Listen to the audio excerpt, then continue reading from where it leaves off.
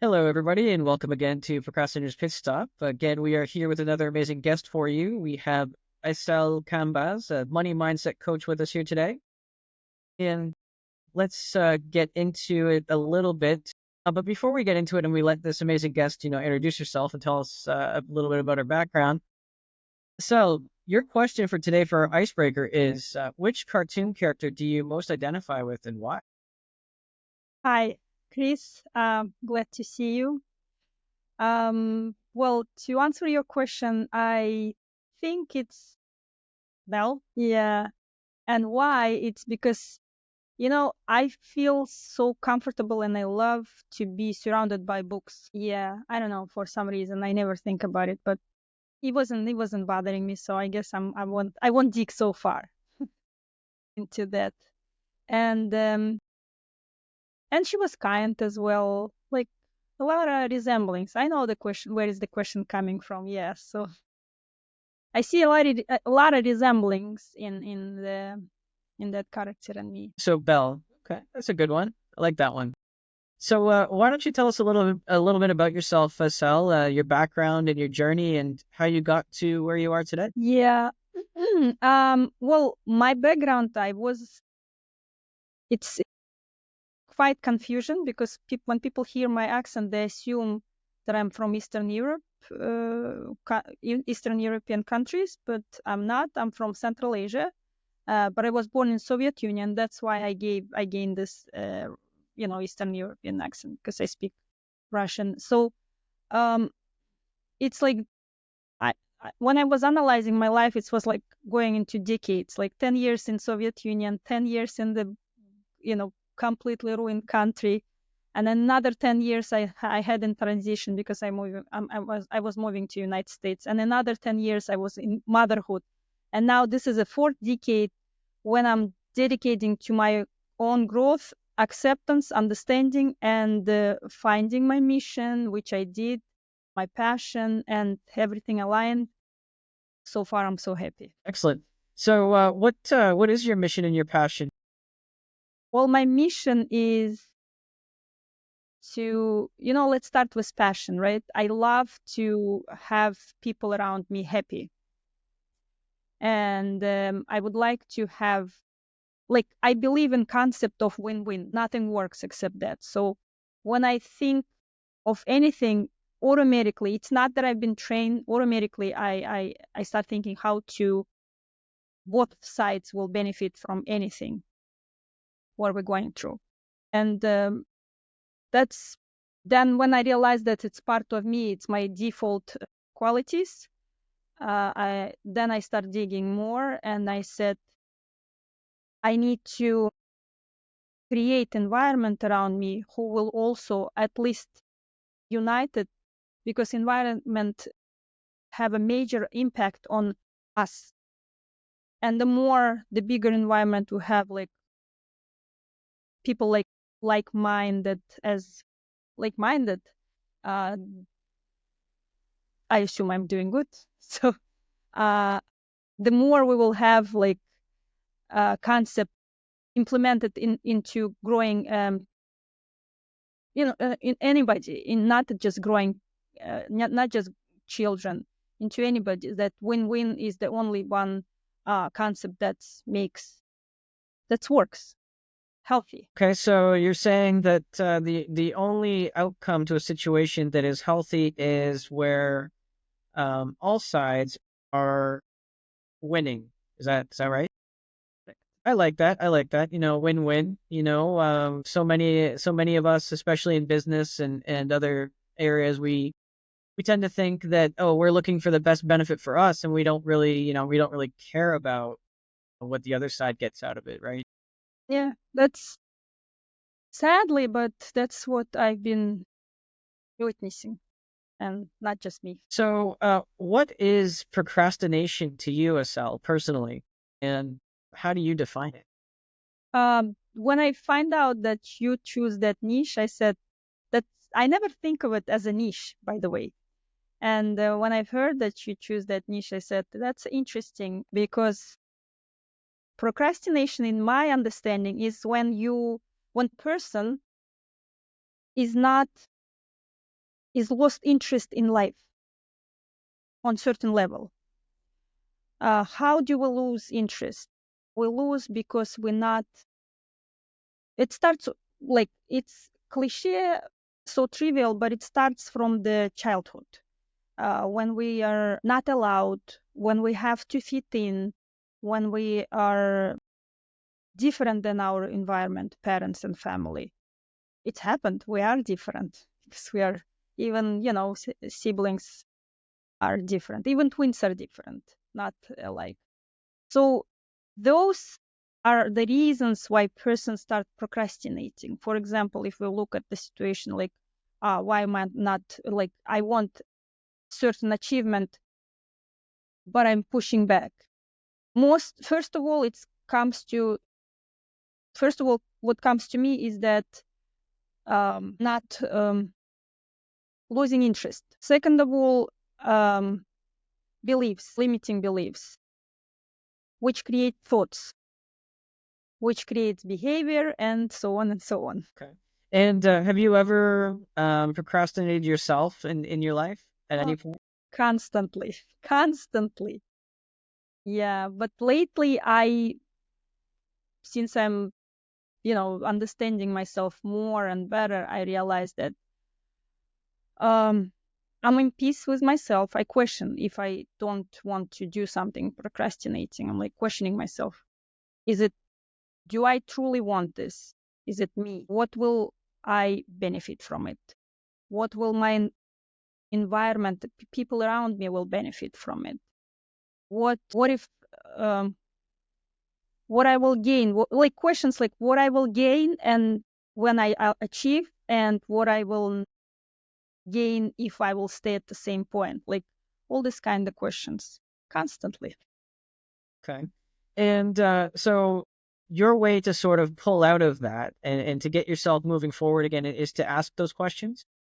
Yes, otherwise it's not gonna. It's like we are, we are creatures of we're intelligent creatures, right? So we have intellect, which is given to us for reason. And in my understanding, there are two. I'm gonna shift a little bit away from this topic, but in my understanding, there are two major players in our decision making, which is heart, soul, you know, whatever it is, feelings, emotions, and mind, intellect, right? And I call it my dad, my mom. And when they are not aligned, when they are fighting, let's say family, my body is my child, is their child. Um, and the child is always suffering. So right now, when I ask these questions, when I feel like I'm procrastinating, I'm feeling like, okay, what's my heart saying to me? What's my mind saying to me? Because I cannot just avoid this, what I have here, and I cannot avoid this. Because if I avoid, eventually my body will suffer. That's where the all sicknesses comes. So what you're saying is that just to recap, when you are not aligned, when your mind is not aligned with what your soul or your spirit wants, so an example being, all those soul sucking jobs that we get into, it's because our mind says, it's okay, we can do this thing, but inside, our values or our spirit, there's a conflict, and that is what causes us to feel that, either sadness or tiredness or burned out or anger or things like that. Exactly, exactly. It has to be aligned. Otherwise, it's going to be, again, we are suffering after all. Like, because it's a conflict. Who wants to live in conflict? No one. So what do you do if you can't avoid a little conflict? I mean, it's pretty hard for us to go through life without any conflict. Yeah. So how do you reconcile that? Yeah, well, that's a tough question, because I'm still learning, and when I have a like, I ask, like I told you before, I ask my heart and then I ask my mind, like, and they still not align. I don't do that because I need to, like, their Oprah was saying once, if you're not sure of to do or not to do, just don't do it. Something like that. I'm not quoting her, but it was similar speech. So I give a time to come to this certain answer, but it has to be from without, like in peace. Yeah. So what do I do when, I mean, you're a money mindset coach. So what do I do when, you know, we have various things, especially around money, that there's such a big disconnect all the time, right? It's like I need to pay my bills, but I want to, go out to dinner with my friends or something. How do you approach the mindset around that? Well, first of all, I have a picture of me being somewhere in 5 years, in 10 years, because in my understanding, today we are live the life that we prepared yesterday. And today we are preparing the life we're going to be living tomorrow. So what I want to live, what lifestyle, life type of life I will be living, who I will be living with, I'm preparing today. That's where it's like in for example, in the example of you saying that there is a conflict of staying home or going to work, for example, or going to hang out with friends. Like, what's your agenda for your tomorrow? You know. Well, I suppose like with anyone, right? You want to, you have to pay your bills, but you want to have fun. You want to eat, so you have to work, right? So, Yeah, and then its question comes to the triangle of Maslow. Like the bottom is like we have to fulfill those needs, like eat, roof, safety, and meal, right? And then next level is roof, next level is friendship, next level is like career, and next level is, and go on and go on. And the top is when you're spiritually awakening. So it depends on the person.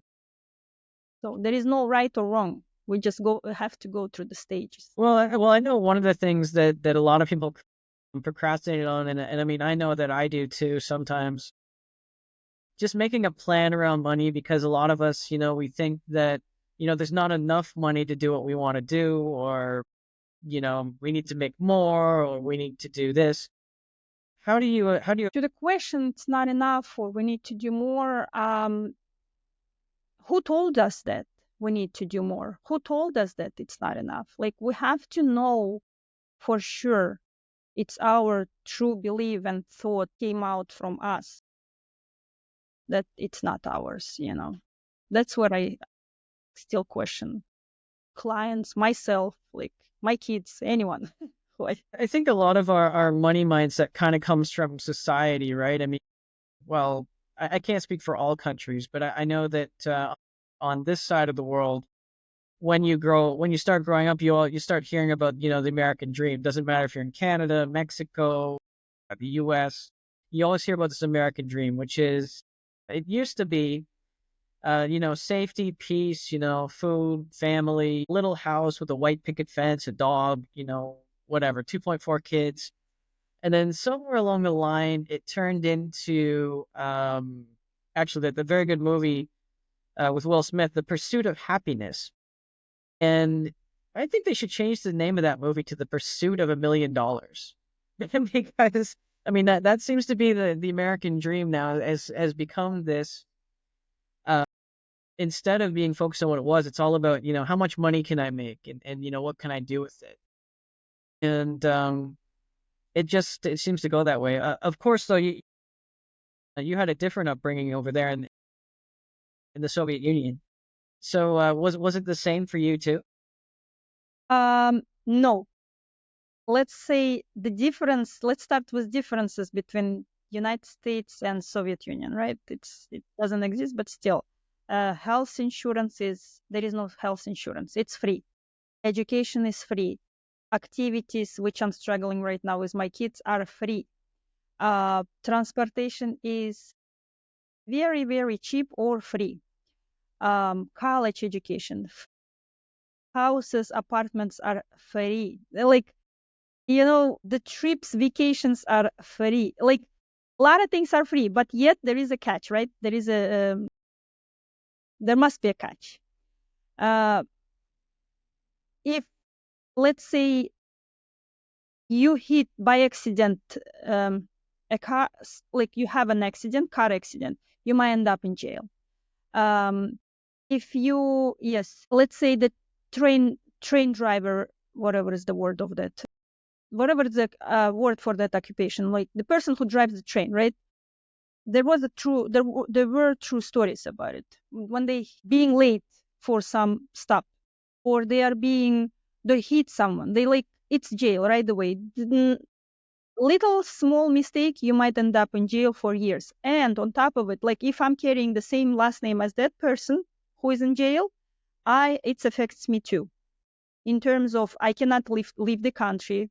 We have to have a permission to leave the country. We had like 15 republics, so we could travel freely within those 15 republics. Imagine this: you have a driver's license of, let's say, Minnesota, and you're traveling all over the United States and in Canada, right? Even used to be in Mexico, but I don't know right now. You have to have enhanced license.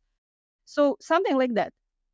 But to travel outside of those 15 countries, you have to have permission, which you apply and then wait. And then if you have like some last name issue with someone, it's definitely affects. Or someone, like a lot of weird things, which was normal that time because people were okay. They were happy with what they have. Go to the money mindset. They were really happy. Of course, you cannot say there were bribery as well.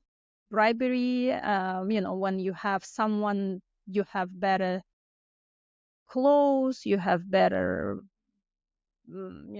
grocery, certain things that are not mass market. Yeah. So those things exist there as well, existed.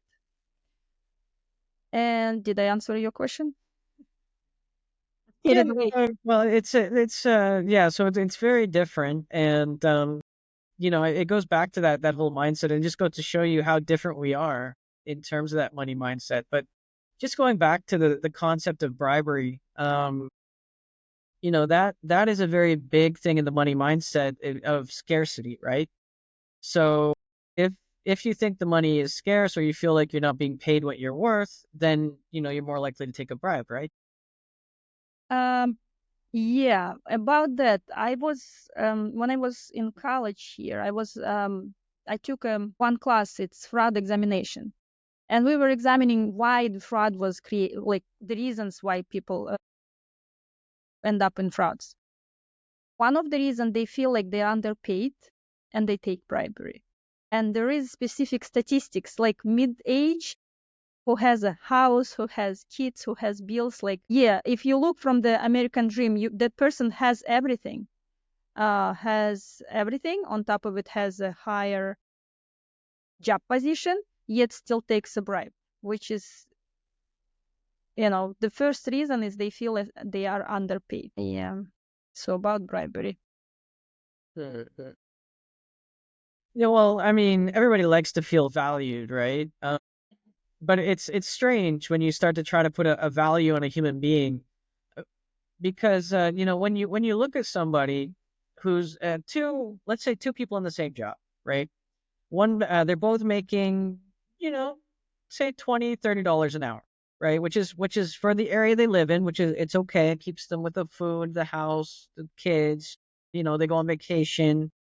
They don't go around the world, but they go on vacation every once in a while. They have enough money to, entertain friends every once in a while. And yet one person feels, and they do exactly the same thing. One person feels that they're paid enough, and the other person feels that they're not paid enough. Do you know what causes that, or where that might stem from? Well, I don't know unless I talk to that person. We all know that, right? We have like every case is different. But the first thing I would go into is that um, they have like weird understanding of perfectionism. It's unhealthy understanding of word perfectionism. Then let's say what their background, because I was reading recently some book which what affected me is that one person was so happy to have a job, like, let's say, very, with low income, low salary job, where the other like was very happy, where the other person was like, say, look at that person, say, like, what's going on, why you're so happy, but you don't know background. The background was that that person was used to do it. By the way, that person is immigrant, and she was doing inappropriate job, like, what do you call it, like body labor. I don't want to use the specific word for that, but she wasn't owning her own body. That's what, you know what I mean, right? So at this, when she moved to United States and she was working for that very low income job, she was extremely happy. Depends on the background. What else can I add to this question is that probably, and keep in mind, we're all different, like even siblings, like even twins, they treated equally. We have different set of DNA. We don't know whose DNA we inherited, which also affects our decisions. But then again, we have to think uh, like cause and effect. What will it cause? What this next step will cause us? What this next step will where it will bring us? Do I want to be there? And to the question, why is the person one person is happy, another one is not happy, and there is a scientific level of serotonin. So someone has more serotonin when he was or she was growing up, another person had less. So if you look at the people, Brazilians or whoever is living close to equator, and someone who is living somewhere in the north, like north countries, uh, it's so obvious, right? Um, who looks happy and who is not, despite their economical status. Well, I mean, the argument can be made there that it's more about environment, though, and more about expectations and the culture, because when you're in like Latin American countries or South American countries closer to the equator, normally you get more sunlight and they have more of a culture of just appreciating what they have more than trying to go after something else, because in a lot of cases there's not really that much to go out and get. So maybe that's the core issue, is that if you have a plate of cookies, you have a child and you have two plates of cookies, and you say, okay, you can have one cookie, and so you have the plate with one cookie and the plate with, say, I don't know, 10 cookies, and you give him the plate with one cookie. I mean, he's obviously gonna say, hey, wait, I want that plate with 10 cookies. So do you think maybe that's a big contributing factor? Just the availability of resources? That's a good suggestion as well. I think I think it is. It could. It also has an effect on making a decision. Just like because your background. We constantly talking about background, so it's such a big impact on any our decisions when we are adults. So yeah. So you talked before about having like a 5 year and a 10 year plan. Mhm. Where do you see yourself in the next year? Uh, well, I'm happy with where I am right now. Uh, I don't want to change anything in my, like, let's separate the family, career, and health. I'm happy with my health issues, the health situation. I'm happy with my family situation. Right now, I even, like, I'm a beginner, not a beginner. I'm in the beginning of my um, new career, which I'm enjoying right now, and I am seeing myself. I would love to improvement there, which I'm gonna work on it because I'm focusing completely on that. Not extremely, but with wiseness, balance, relaxed, so it won't affect my family, my health. Like, it's all interrelated. So where I see myself here, it's a little more advanced. Okay. And what would you say that you like the most about your new career, about being that money mindset coach? The funny part about why I choose money mindset, like all my life, I've been around money. My first degree is financial, MBA in finances.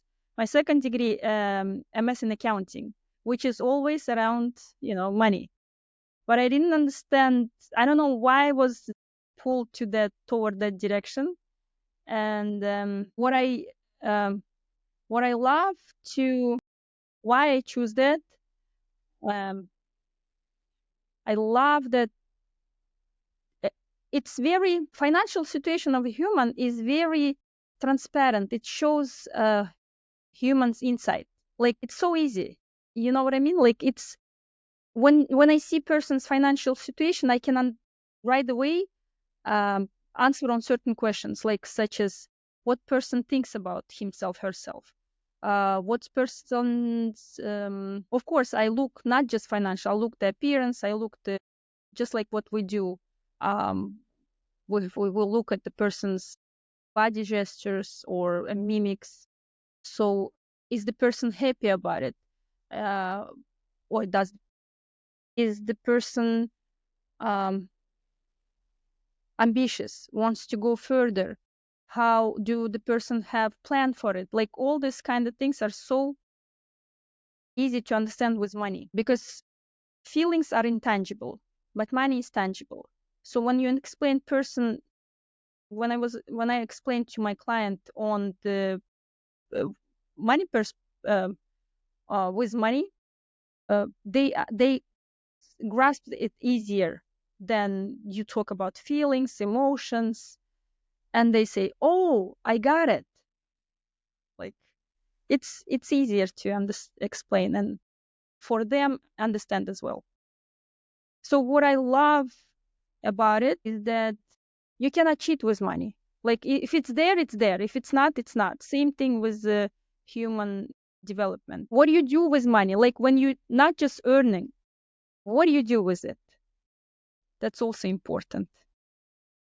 Once I've been asked from one of my professors, okay, guys, it was like 25 years ago. Okay, guys, you have $1 million. What are you gonna do with it? And we were like shocked because we never thought about what we're gonna do with money. It's also important. Earning is one thing. What are you gonna do with it? And what do you think is the most challenging aspect of your? Challenging. So far, I've seen that I cannot explain that. It's harder for some people. They are not understanding that like we talked before, is that their decision or it was programmed before? Is that their do they want it for sure or does this environment wants for them? Like where is this coming from? That's first of all you have to. But when they come to me and they say, "Oh, let's your money mindset. I want to earn this money, this much. I want to come to this amount, like 6 figure, 7 figure." Okay, so my challenge is we cannot just go there. We have to understand, is this truly what we want? And not everybody is ready for that. You're absolutely right. Not everybody is ready for that. I mean, I know some cases where, somebody they got, and again, it doesn't buy happiness, right?